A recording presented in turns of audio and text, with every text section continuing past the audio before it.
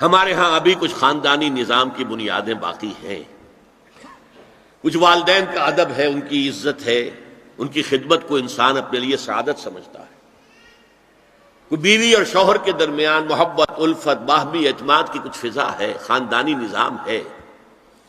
اگرچہ تیزی سے بگڑ رہا ہے نظام ہمارا، اور ہمارا ایلیٹ طبقہ اوپر کا جو ہے وہ مغرب کے طرز پر جا چکا ہے، لیکن ہماری مڈل کلاسز میں، لوور کلاسز کے اندر ابھی کچھ اقدار ہیں شرم کی، حیا کی، عصمت کی، عفت کی۔ آپ پورا زوردار طریقے پر مہم چلا رہے ہیں کہ مسلمان ممالک سے بھی یہ ساری اقدار ختم کر دی جائے۔ چنانچہ نوٹ کیجئے، قرآن مجید میں 2 جگہ پر اللہ تعالیٰ نے اہل مکہ کو وارن کیا تھا۔ اولم یروا انا ناتی الارض ننقصها من اطرافها، کیا یہ قریش دیکھ نہیں رہے کہ ہم رفتہ رفتہ ان کی طرف بڑھ رہے ہیں، چاروں طرف سے ان کے گرد ہمارا گھیرا تنگ ہوتا جا رہا ہے، ان کے گرد جو قبائل آباد ہیں وہ ہمارے حلیف بنتے جا رہے ہیں۔ یہ سورہ رعد کی آیت ہے، اور اسی طرح سورہ انبیاء میں ہے، افلا یرون انا ناتی الارض ننقصها من اطرافها۔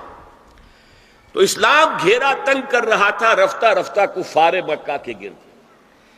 آج یہ برعکس ہے کہ یہ مغرب یہودیوں کی سازش کے تحت اور امریکہ کی عظیم قوت کو استعمال کرتے ہوئے، سول سپریم پاور آن ارتھ، آج یہ ہمارے گرد گھیرا تنگ کرتے چلے آ رہے ہیں کہ ہمارا معاشرتی نظام بھی تلپٹ ہو جائے، درہم برہم ہو جائے، ہماری اقدار بھی ختم ہو جائیں، ہمارے ہاں بھی عورت اور مرد بالکل برابر ہونے کے مدعی ہو کر میدان میں آ جائیں، عورت مرد بن جائے، مرد عورت بن جائے، مردوں کی شادیاں ہو جائیں کہ ایک مرد شوہر اور ایک مرد بیوی، اور رجسٹر ہو جائے شادی، لیسبینز کی شادیاں ہو جائیں کہ ایک عورت شوہر ایک عورت بیوی، اور رجسٹر ہو جائے شادی۔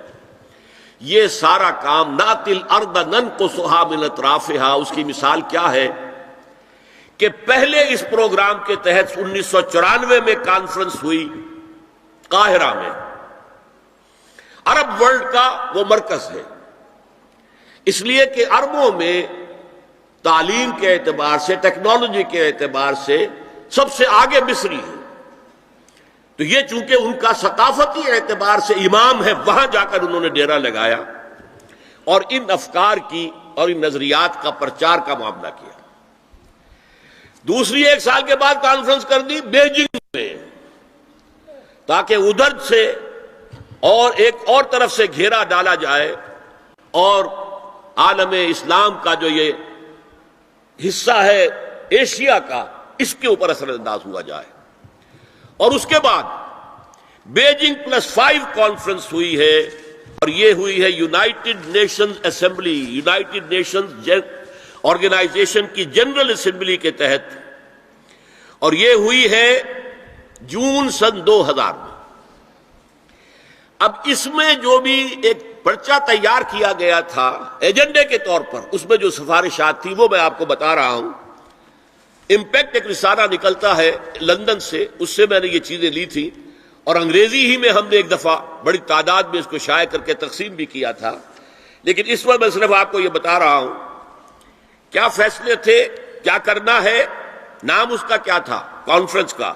Women 2000، gender equality, development and peace for the 21st century. Preparatory document میں نمبر 1، ہومو سیکسولیٹی کو نارمل سیکسول اورینٹیشن قرار دیا جائے، کوئی جرم نہیں ہے۔ مرد مرد سے شہوت رانی کرے، عمل قوم لوط، یہ کوئی جرم نہیں، کوئی حرام نہیں، کوئی بری شے نہیں، نارمل اورینٹیشن ہے، یہ مزاج ہے۔ ایک شخص جو ہے عورت سے اپنی خواہش پوری کرنا چاہتا ہے، ایک مرد سے ہی کرنا چاہتا ہے، تمہیں کیا اعتراض ہے؟ ہومو سیکسول میرجز کو تسلیم کیا جائے، جو اب تسلیم ہو رہا ہے۔ یورپ کی کئی ریاستوں میں رجسٹریشن شروع ہو چکی ہے، امریکہ کی، یورپ میں تو پہلے سے ہے، اسکینڈینیوین ملکوں میں پہلے سے موجود ہے۔ نمبر 3، عورتیں گھر کا کام کاج کرنے سے انکار کر دیں یا اس پر ویج طلب کریں، مزدوری دو ہمیں، محنت دو تب ہم کام کریں گے۔ یہ چولہا جھونکنا، یہ روٹی پکانا، برتن دھونا، یہ اس کے لیے ہمیں اجرت چاہیے، لیبر چاہیے۔ نمبر 4، عورت حمل اور وضع حمل کی جو تکلیف برداشت کرے اس پر بھی شوہر سے اجرت لے۔ نمبر 5، اگر کسی وقت کسی عورت کی طبیعت آمادہ نہ ہو ہم بستری کے لیے اور شوہر مجبور کرے تو اسے میریٹل ریپ قرار دیا جائے، یہ زنا بالجبر ہوگا جس کی سزا دی گئی۔ شوہر اور بیوی کا معاملہ ہے، وہ بیوی کی طبیعت کسی وجہ سے آمادہ نہیں ہے اور شوہر انسسٹ کر رہا ہے تو یہ میریٹل ریپ، شادی شدہ ریپ، شادی شدہ لوگوں کے مابین زنا بالجبر شمار ہوگا۔ نمبر 6، پروسٹیٹیوشن کو ایک باعزت پیشہ مانا جائے اور ان کو پروسٹیٹیوٹس نہ کہا جائے بلکہ سیکس ورکرز، سیکسول ورکرز۔ جیسے مرد ہے وہ اپنی جسمانی قوت استعمال کر رہا ہے، وہ اب چلا رہا ہے، کسی چلا رہا ہے، یا وہ کہیں اینٹیں ڈھو رہا ہے، یا کوئی اور دماغی صحت استعمال کر رہا ہے، ڈاکٹر بیٹھا ہے اس نے لکھ رہا ہے، فیس لے رہا ہے، عورت بھی اپنے جسم کے ایک عضو کو استعمال کر رہی ہے تو وہ سیکسول ورکر ہے اور وہ پیشہ ہے اور وہ باعزت ہے، اس پر قتل کوئی قدغن نہ ہو۔ 7، وراثت اور طلاق میں بالکل برابری، کوئی فرق نہیں۔ اب یہ خاص چیز تو معلوم ہوتا ہے کہ اسلام ہی کو ہدف بنا کر انہوں نے ایجنڈے میں شامل کیا ہے۔ اس کا نام ہے سوشل انجینئرنگ، معاشرتی تعمیر نو۔ پرانی تعمیر، وہ جو مولانا روم نے کہا تھا کہ اگر کوئی پرانی عمارت ہے نئی بنانی ہے تو پہلے گرانی پڑے گی، اولا تعمیر را ویرا کنند، تو پہلی تعمیر گرائیں گے تو دوسری بنے گی۔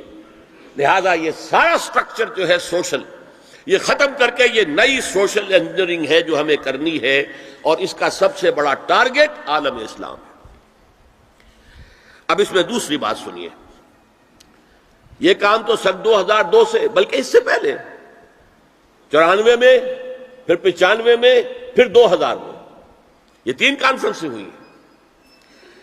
ایک اب نیا آیا ہے شوشہ، اور وہ کیا ہے؟ رینڈ کارپوریشن ہے امریکہ کی ایک بہت بڑا تھنک ٹینک، سب سے بڑا، سب سے اونچا۔ اس کی سفارشات جو ہیں وہ محکمہ دفاع کو جاتی ہیں، خارجہ محکمے کو جاتی ہیں، اور ان تھنک ٹینکس کے مشوروں پر اور تجاویز پر لوگ عمل کرتے ہیں۔ حکومت جو ہے ان کو غور سے دیکھتی ہے، عمل کرتی ہے۔ اب انہوں نے مسلمانوں کا تجزیہ کیا ہے کہ مسلمان 4 قسم کے ہیں، سب ایک طرح کے نہیں ہیں۔ بہت غور سے سننے کی بات ہے، 80 صفحات کی رپورٹ ہے، جن حضرات کے پاس ہے انٹرنیٹ وغیرہ کا وہ نکال سکتے ہیں، پڑھیں پوری کی پوری۔ میں خلاصہ دے رہا ہوں۔ کہتے ہیں نمبر 1 ہے فنڈامنٹلسٹ، اور فنڈامنٹلسٹ وہ ہیں کہ جو اسلام کو صرف مذہب نہیں دین سمجھتے ہیں، جو یہ سمجھتے ہیں کہ اسلام صرف عقیدے، عبادات اور رسومات کا نام نہیں ہے، بلکہ اسلام ایک پولیٹیکو سوشو اکنامک سسٹم ہے، ایک نظام ہے، اجتماعی نظام ہے۔ کہا یہ ہمارے دشمن نمبر 1 ہیں، انہیں ہم نے ہر قیمت پر ختم کرنا ہے۔ They are the biggest challenge to our civilization, our culture, our system، ہماری تہذیب، ان کے سب سے بڑے دشمن یہ۔ نمبر 2 ٹریڈیشنلسٹ ہے، روایت پسند۔ یہ ہمارے علماء جو قال اللہ و قال رسول میں ہے، فقہ حنفی پڑھ رہے ہیں، یا کوئی اہل حدیث ہے تو کچھ اور چیز پڑھ رہے ہیں، وغیرہ وغیرہ، ان کا اصل جو مسئلہ مشغلہ ہے وہ دارالعلوم ہے، پڑھنا پڑھانا ہے، مساجد میں خطبہ دینا ہے، امامت کرانی ہے۔ اس سے آگے کا ان کے سامنے خود تو کوئی کانسیپٹ نہیں ہے، لہذا یہ ہمارے لیے خطرناک نہیں ہے، they are no challenge to us. لیکن اگر کبھی وہ فنڈامنٹلسٹ کے ساتھ مل گئے تو پھر بہت خطرناک ہے۔ کیوں؟ ان کے پاس عوام تک رسائی کا بہت بڑا ذریعہ ہے، ہر جمعے کو ایک اجتماع ہو رہا ہے، جلسہ ہو رہا ہے، چھوٹی سی جلسی کرنی ہو تو ہزاروں روپیہ خرچ کرنا پڑتا ہے، اشتہار ہے، پوسٹر ہے، فلاں ہے، فلاں ہے، چاہے وہ چھوٹی سی جلسی ہو۔ اور یہاں لوگ چلے آ رہے ہیں نہا دھو کر کپڑے بدل کر اچھے عطر بھی لگا کر آ رہے ہیں کچے دھاگے سے بندھے ہوئے، تو ان کے پاس تو بڑا ذریعہ ہے۔ یہ اگر فنڈامنٹل کے ساتھ مل گئے تو بہت خطرناک ہے۔ لہذا ان کے لیے تو یہ ہے کہ اولا تو ان کو ایک دوسرے سے دور رکھو، اور جو ٹریڈیشنلسٹ ہیں انہیں اپنے باہمی جو مسلکی اختلافات ہیں، فرقے وارانہ اختلافات ہیں، ان کے اندر بزی رکھو، شوشے چھوڑتے رہو تاکہ وہ اسی بحث کے اندر مناظرے بازی میں لگے رہیں۔ تیسرے انہوں نے کہا ماڈرنسٹ ہیں۔ یہ وہ لوگ ہیں کہ جو اسلام کی ایک تعبیر جدید کر رہے ہیں اور اسے ہماری تہذیب کے ساتھ ہم آہنگ کمپیٹیبل بنا رہے ہیں۔ ان کی مدد کرو، انہیں سپورٹ کرو، انہیں پیسہ دو، اور ان کے لیے خاص طور پر پرنٹ اور الیکٹرانک میڈیا میں ان کی اپیئرنس کا بندوبست کرو، اس لیے ان کے پاس کوئی اور ذریعہ تو ہے نہیں۔ ان میں سے کسی کو کوئی مسجد میں خطیب بنا کر تو نہیں کھڑا کرے گا، بلکہ داخل بھی نہ ہو سکے شاید وہاں، تو ان کے لیے ذریعہ چاہیے تاکہ عوام تک پہنچے۔ آج کا سب سے بڑا ذریعہ ٹیلی ویژن ہے، لاؤ انہیں اس پر، اور انگریزی پریس ہمارا خاص طور پر جو ہے ان کا اعلی کار ہے۔ ان کے لیے یہ ہے کہ ان کی مدد کرو، سپورٹ کرو، اور انہیں پرنٹ اور الیکٹرانک میڈیا کے اندر انہیں ایکسپوژر دو۔ چوتھا کہتے ہیں وہ ہے سیکولرسٹ، پہلے ہی سے ہمارے ہیں، ہماری جیب میں ہیں، وہ تسلیم کر چکے ہیں، ہضم کر چکے ہیں کہ نظام کا، زندگی کے نظام کا کوئی تعلق مذہب سے نہیں ہے، مذہب نام ہے عقیدے کا اور عبادات کا اور رسومات کا، تو یہ تو ہمارے ہی ہیں۔ تو گویا کہ 2 جمع 2 تقسیم ہو گئی، 2 کو سپورٹ کرو، مدد دو، اور 2 کو سپریس کرو، اور ان دونوں کو ایک دوسرے سے دور رکھو، اور جو ٹریڈیشنلسٹ ہیں، روایت پسند، انہیں ان کے اختلافات میں الجھائے رکھو۔ یہ ہے پالیسی جس کے تحت آج ایسی باتیں آپ کو اپنے الیکٹرانک میڈیا سے، ٹیلی ویژن سے سننے میں آ رہی ہیں، اور بڑے بڑے دانشور ہیں جو کہہ رہے ہیں شراب اسلام میں حرام نہیں ہے، شراب پی کر دھت ہو جانا، بالکل مدہوش ہو جانا حرام ہے۔ آپ کو معلوم ہے کہ وہاں بھی کہا جاتا ہے ڈرنکرز وہاں بھی پسند نہیں کیے جاتے، اتنے پینے والے کے ہوش کھو دیں، مغرب میں بھی پسندیدہ نہیں ہے، لیکن وہ کہتے ہیں کہ اصلاً شراب حرام نہیں ہے اسلام میں۔